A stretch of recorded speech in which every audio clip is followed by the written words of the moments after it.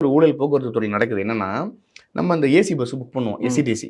இந்த பஸ் எல்லாம் பார்த்தீங்கன்னா, இன்னைக்கு அந்த சைட்ல வந்து அந்த டோர ஒட்டி பார்த்தீங்கன்னா, ஒரு ஸ்க்ரீன் துணி ஒண்ணு போட்டிருப்பாங்க. ஆமா.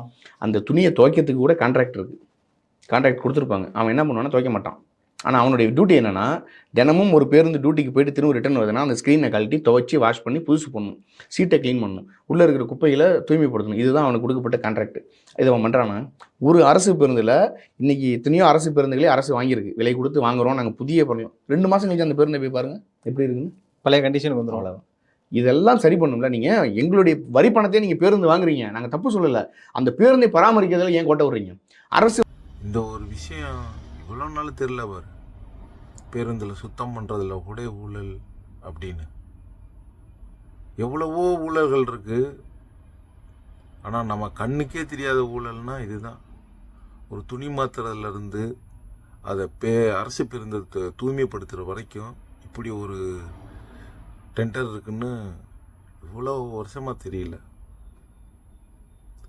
இந்த காசு பணத்துக்காக இன்னும் என்னென்ன பண்ண போகிறாங்களோ என்னென்ன பண்ணுறாங்களோ தெரியல.